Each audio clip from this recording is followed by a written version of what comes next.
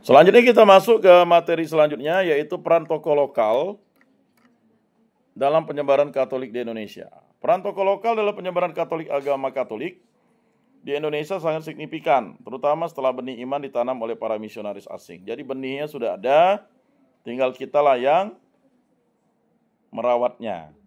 Jangan lelah bekerja di ladangnya Tuhan. Tokoh-tokoh ini menjadi jembatan budaya, penyebar Injil, dan pemimpin komunitas umat beriman yang memperkuat akar gereja Katolik dalam konteks lokal. Ya, berikut adalah peran utama mereka. Yang pertama, perintis komunitas umat Katolik lokal. Setelah dibaptis, banyak tokoh lokal menjadi perintis komunitas Katolik di daerahnya masing-masing.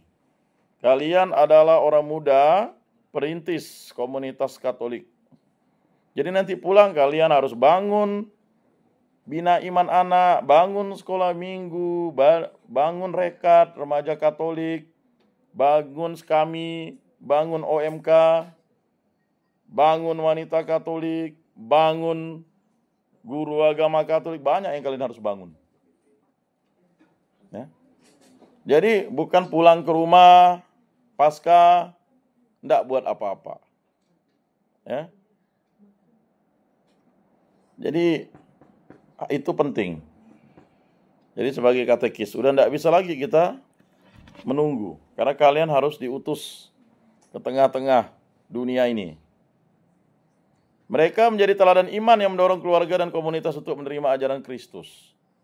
Kalian harus jadi teladan iman. Misalnya ibadat di kampung jam 8, kalian udah setengah 8, udah ada di gereja. Tapi sebelumnya hari Sabtu udah di korpe dulu. Janganlah gereja tuh ada tai babi, tai sapi, tai anjing, tai ayam, tai cicak, tai tikus, pokok segala tai manusia. Itu akibat kita tidak pernah mau perhatian. Ya bisa jadi. Pintu tidak dikunci, ya segala besarang. Bahkan kredennya itu ayam bisa bertelur waktu itu ya, beberapa tahun yang lalu. Pastor menunjukkan video ada tempat kreden. Tahu kreden enggak? Meja yang untuk tempat taruh misalnya sebelum di kosan kerat di altar tuh kan. Nah, gereja kita sederhana tapi jangan sampai kotor. Ya, ditebas dulu lah setiap Sabtu, ya kan? Dipel. Ya sama di kelas ini. Hari Jumat itu kan tujuannya bisa kalian korpe setelah misa. Harus kinclong. Bagaimana sih mau jadi yang namanya sekolah tinggi jadi institut?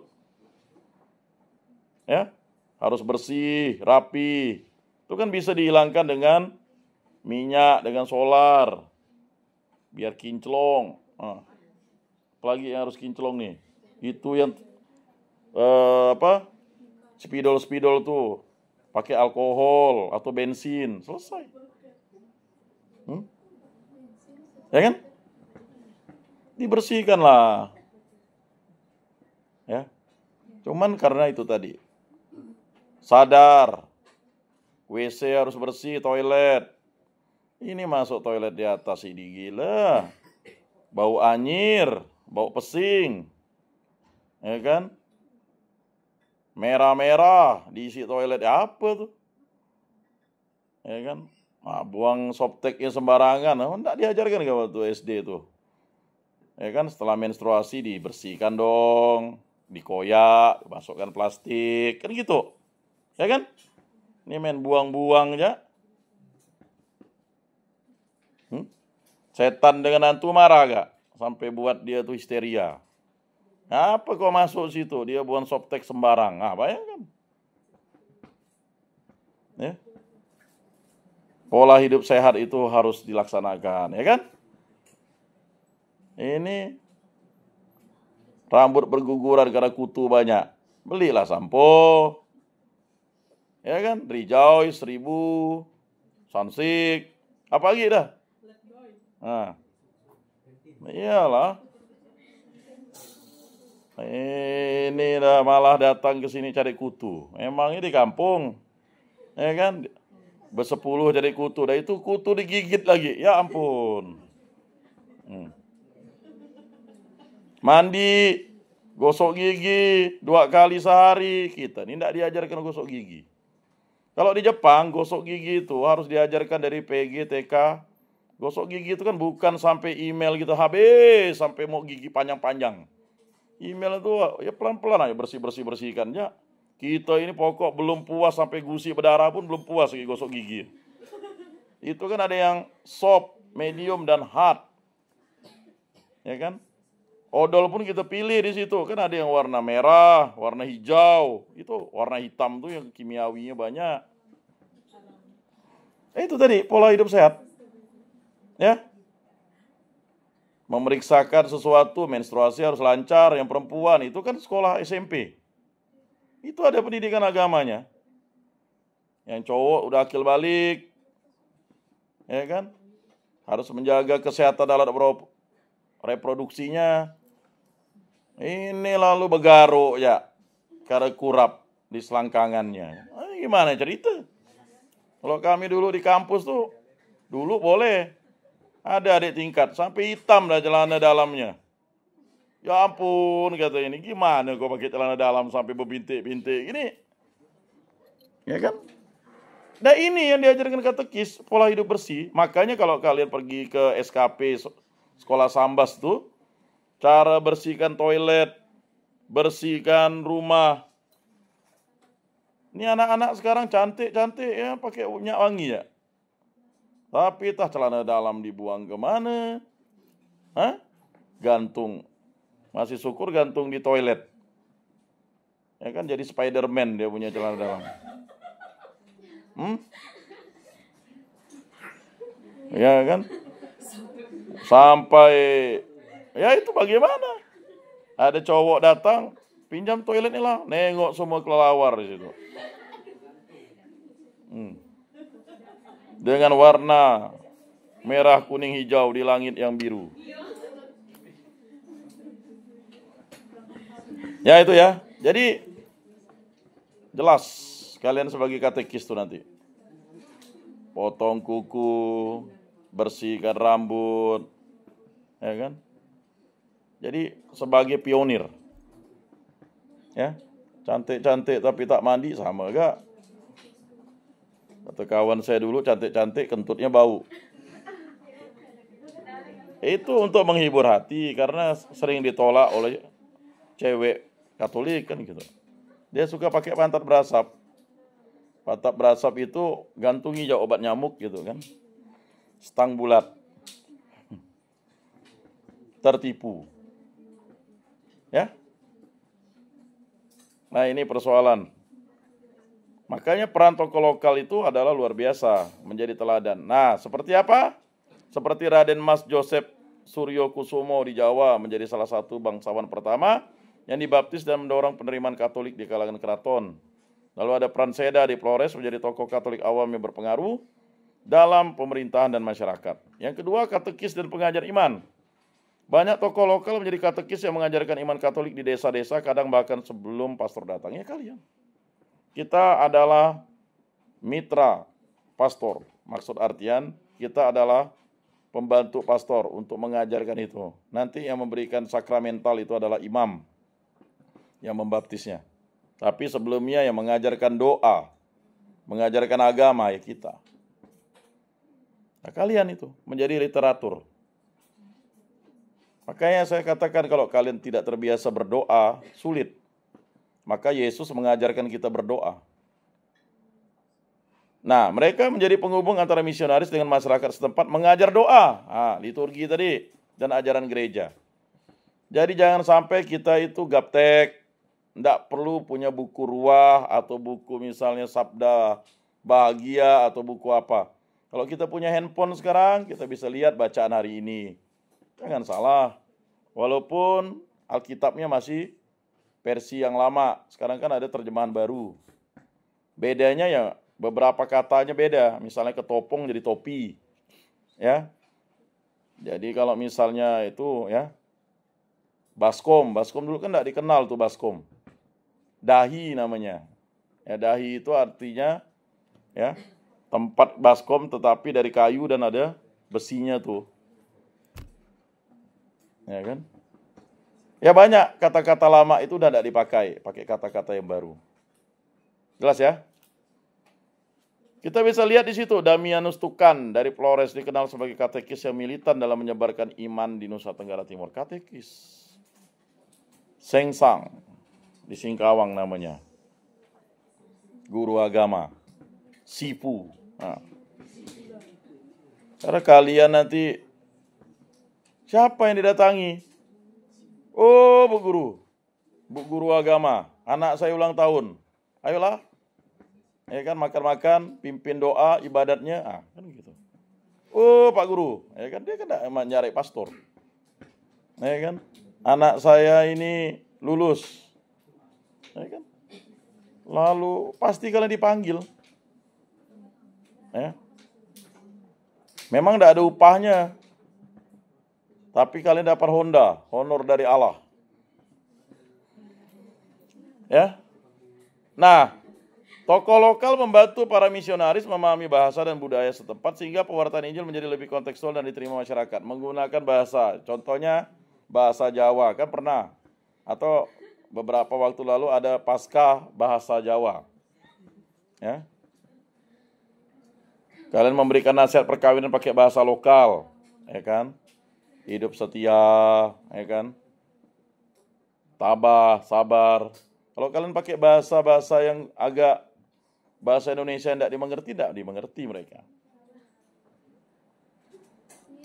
Mereka turut menerjemahkan doa, kitab suci, dan nyanyian liturgi ke dalam bahasa daerah. Ya, ini masih terus dilaksanakan. Kalau kalian bisa pakai bahasa daerah,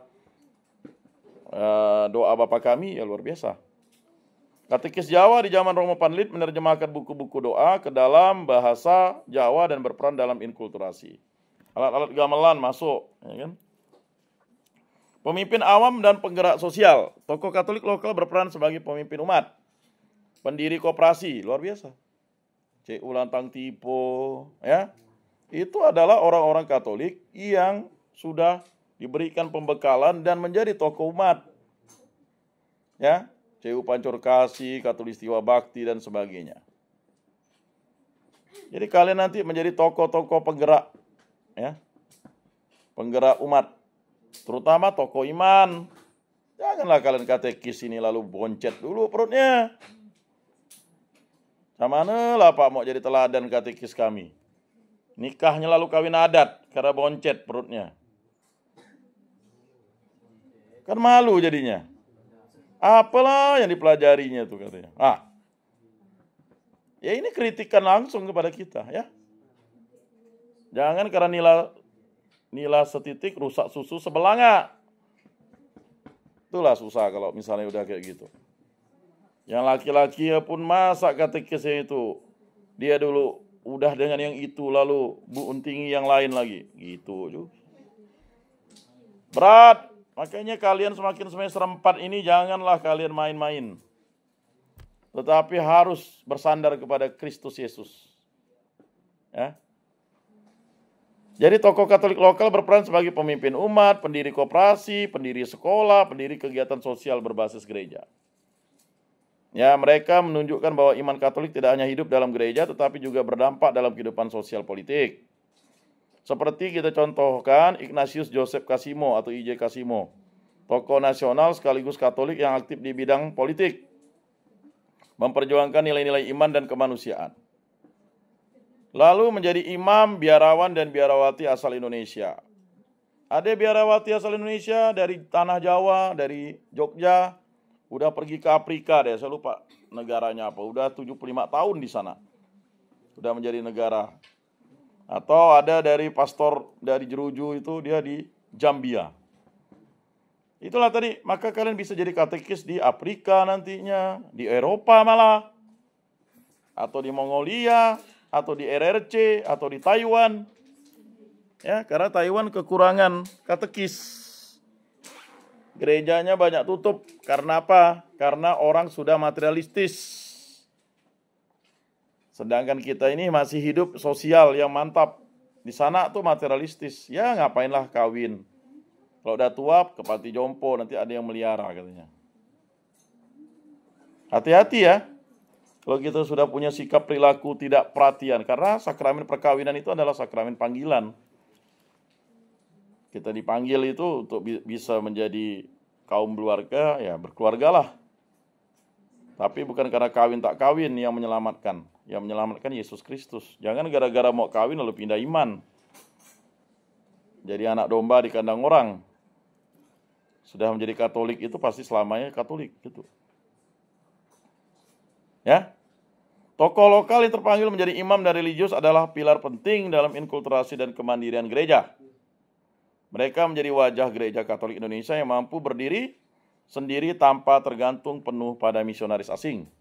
Contohnya Monsinyur Albertus Sugio Pranoto SJ, Uskup Pribumi pertama di Indonesia yang terkenal dengan semboyan 100% Katolik, 100% Indonesia. Tokoh-tokoh lokal berperan sangat penting dalam menghidupkan dan menyebarkan iman Katolik secara kontekstual. Paham ya iman yang kontekstual? Iman yang kekinian, iman yang gaul. Ini kalian udah tahu tuh. Ada istilah tantrum. Kau ini tantrum, tahu tantrum? Ya kan? Sikit-sikit emosional, gelisah, ya kan? Oh, bagus sih kamu disebut tantrum. Baga-baga. Bahasa gaul sekarang tuh aneh-aneh kan. Atau sekarang tuh kan di snack video senggol sikit langsung bacok, senggol sikit tikam. Masalah diselesaikan dengan pembunuhan. Lalu sok jago dipamerkan. Itukah dia dunia damai? Ya? Pelakor pembinor, tarik BH, tarik celana dalam sampai nampak kemaluannya. Tarik rambut, begulat. Sekarang tidak lagi ada malu-malunya. Suami selingkuh di hotel. Istri selingkuh di hotel. Suami melasa istri di mall. Ya, itu akibat apa tadi? Ya? Godaan setan, iblis, hal jahat, dan hawa nafsu. Jadi sekali lagi tolong kalau kalian lalu jatuh cinta, makanya kata pastor tuh hati-hati jatuh cinta. Karena jatuh cinta itu bukanlah hal yang biasa dan bisa menyesatkan kalian. Masa jatuh cinta dengan suami orang? Itu berarti kalian telah tersesat. Cepat kembali dan bertobat. Jangan menginginkan istri atau suamimu sesama manusia. Ya, enggak bisa Pak. Saya ini udah jatuh cinta Pak. Dia sangat baik Pak. Oh sangat baik. Itulah. Setan tuh sangat baik dia, tapi kebakaran dan baiknya. Ah udah, boncet kamu siapa mau tanggung jawab? Hah? Atau enggak boncet, masa kamu tega kasih suamimu second? Buka bungkus dong. Kasih second pula suami dan istrinya. Kau mau dapat second? Enggak kan? Tapi kau kasih second ke suamimu, hancur ya? Ya kan? Bohong dia. Dulu ada ya, bukan penelitian ya.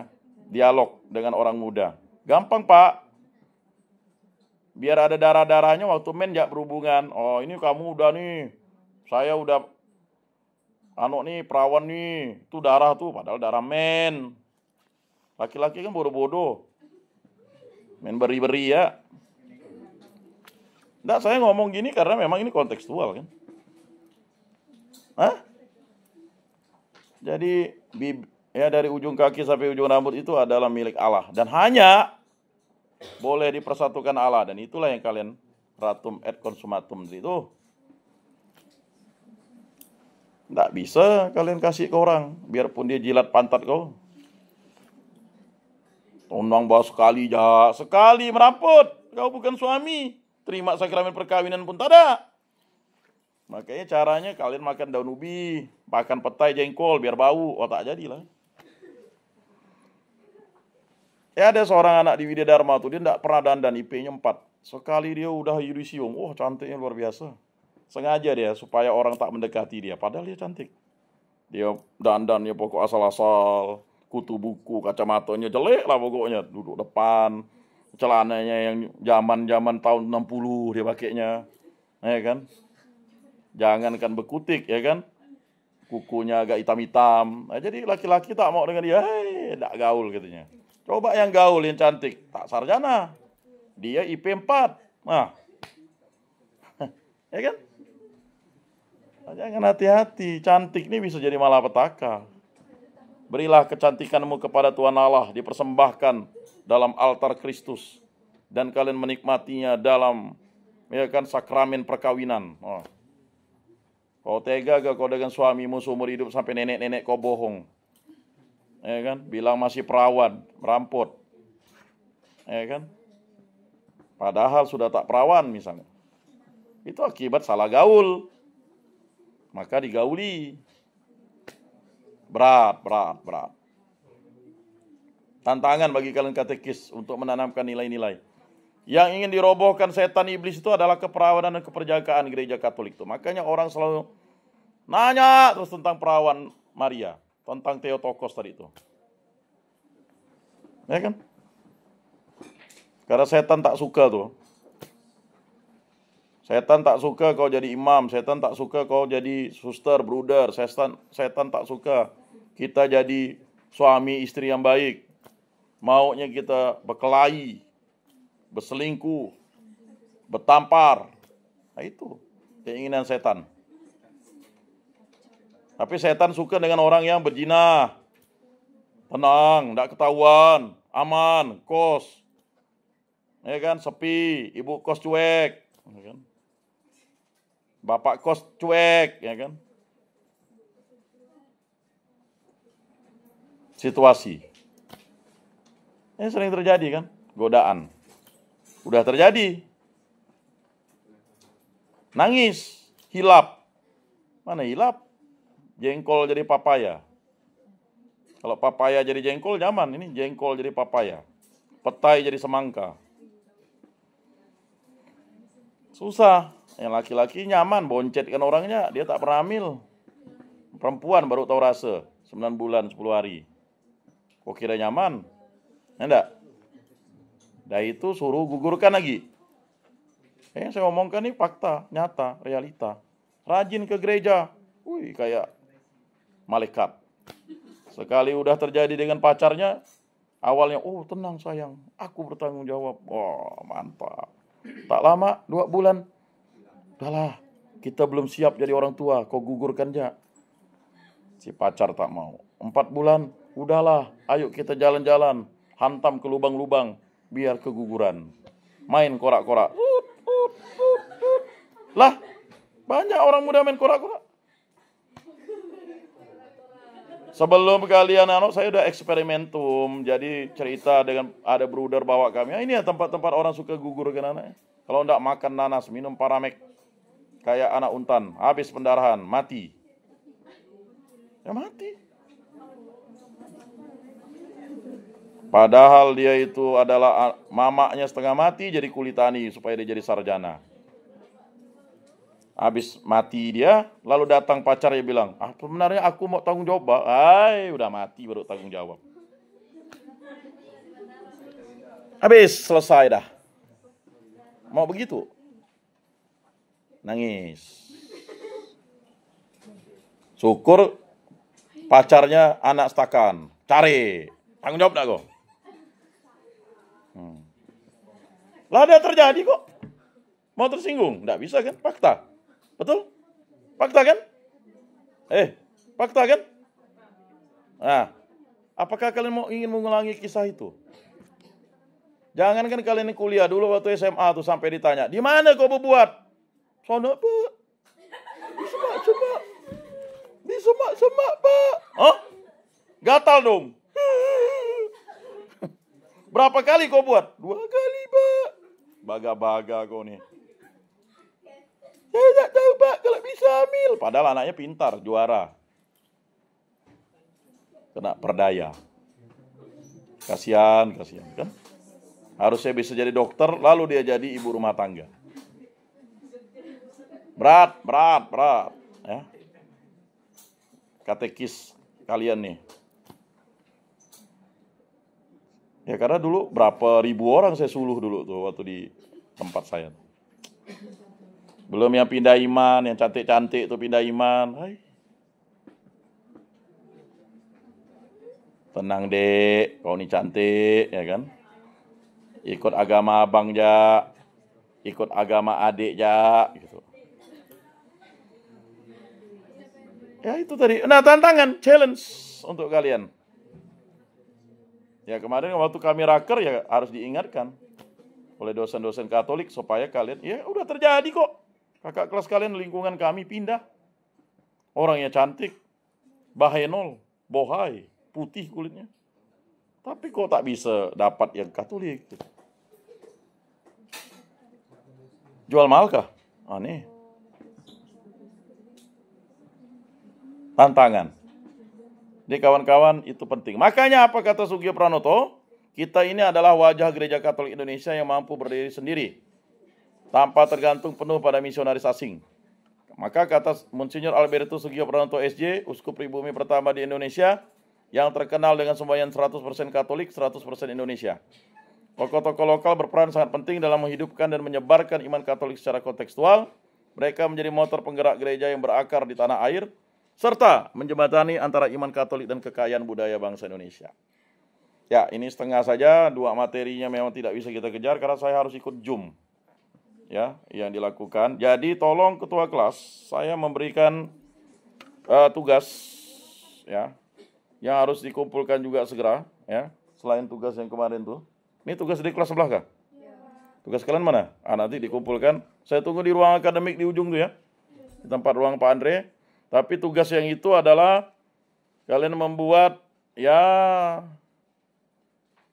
resume. Silakan kalian buka HP nanti mau cari bahannya. Yang pertama itu adalah Gereja Katolik catat di era Revolusi Indonesia 1945-1950. Nah, itu resume yang itu setengahnya sampai nanti pelajaran selesai.